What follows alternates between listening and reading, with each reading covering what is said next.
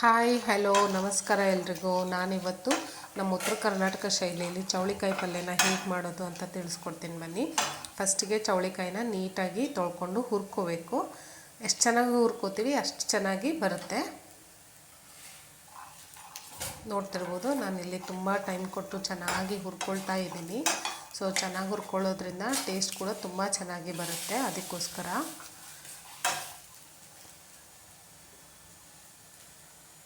ಇದಿವಾಗ ಆಗಿದೆ. ಸ್ವಲ್ಪ ಈ ರೀತಿ ಬತ್ತೋವರೆಗೂ ಕಲರ್ ಚೇಂಜ್ ಆಗೋವರೆಗೂ ಹುರ್ಕೋಬೇಕು.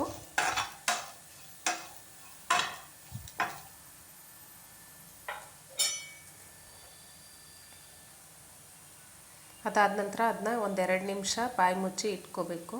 ಪಲ್ಯಕ್ಕೆ ಬೇಕಾಗಿರೋಂಥದ್ದನ್ನೆಲ್ಲ ಕಟ್ ಮಾಡ್ಕೋಬೇಕು. ಆಮೇಲೆ ಬಾಣಲಿನ ಕಾಯಕ್ಕೆ ಇಟ್ಕೊಂಡು ಅದಕ್ಕಾದ ನಂತರ ಎಣ್ಣೆ ಹಾಕಿ ಅದಕ್ಕೆ ಸಾಸಿವೆ, ಜೀರಿಗೆ,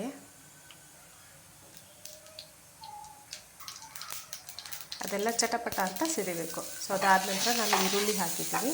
ಸೊ ಇದನ್ನು ಕೂಡ ಸ್ವಲ್ಪ ಬ್ರೌನ್ ಕಲರ್ ಆಗೋವರೆಗೂ ನಾವು ಚೆನ್ನಾಗಿ ಫ್ರೈ ಮಾಡ್ಕೋಬೇಕು. ಆಗಿದೆ. ಅದಕ್ಕೆ ಇವಾಗ ಒಂದು ಹೆಸರು ಕರಿಬೇವನ್ನ ಹಾಕ್ಕೊಂಡಿದ್ದೀನಿ. ಸೊ ಚೆನ್ನಾಗಿ ಅದನ್ನು ಕೂಡ ಬಾಡಿಸ್ಕೊಳ್ತಾ ಇದ್ದೀನಿ.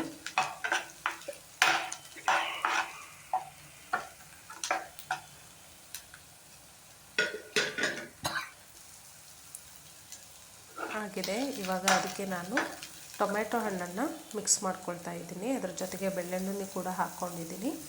ಸೊ ಟೊಮೆಟೊ ಹಣ್ಣು, ಸ್ವಲ್ಪ ಬೆಳ್ಳುಳ್ಳಿನ ಹಾಕ್ಕೊಂಡಿದ್ದೀನಿ. ಇದನ್ನು ಚೆನ್ನಾಗಿ ಬಾಡಿಸ್ಕೋಬೇಕು.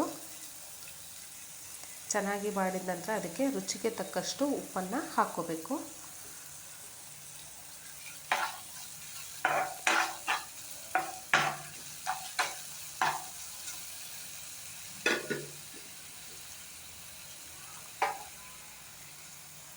ಸೊ ಇವಾಗ ಹುರ್ಕೊಂಡು ಇಟ್ಕೊಂಡಿರುವಂತಹ ಚೌಳಿಕಾಯಿನೆಲ್ಲ ಅದು ಬಾಡಿಸ್ಕೊಂಡಿರೋ ಈರುಳ್ಳಿ ಆನಿಯನ್ಗೆಲ್ಲ ಹಾಕಿ ಮಿಕ್ಸ್ ಮಾಡ್ಕೋಬೇಕು.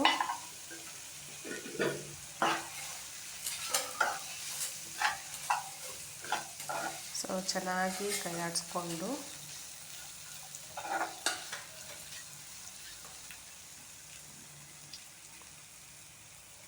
ಚೆನ್ನಾಗಿ ಕೈ ಆಡಿಸ್ಕೊಂಡಿದ್ದೀನಿ ಎಲ್ಲನೂ ಇಲ್ಲಿ ನೀಟಾಗಿ. ಅದಕ್ಕೆ ಒಂದು ಚಿಟಿಕೆ ಅರಿಶಿಣ ಪುಡಿ,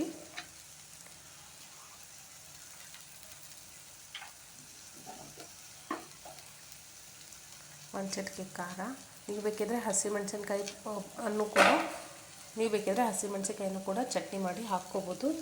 ಅದು ಆಪ್ಷನಲ್ ಆಗಿರುತ್ತೆ. ನಾನಿಲ್ಲಿ ಒಣ ಖಾರನ ಹಾಕ್ಕೊಂಡಿದ್ದೀನಿ.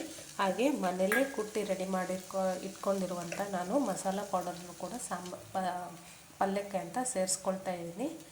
ಸೊ ನೋಡ್ಬೋದು, ತುಂಬ ಅಂದರೆ ತುಂಬ ಚೆನ್ನಾಗಿ ಕಾಣಿಸ್ತಾ ಇದೆ. ಅಷ್ಟೇ ಹೆಲ್ದಿಯಾಗಿಯೂ ಕೂಡ ಇರುತ್ತೆ ಮತ್ತು ಟೇಸ್ಟಿಯಾಗಿಯೂ ಕೂಡ ಇರುತ್ತೆ.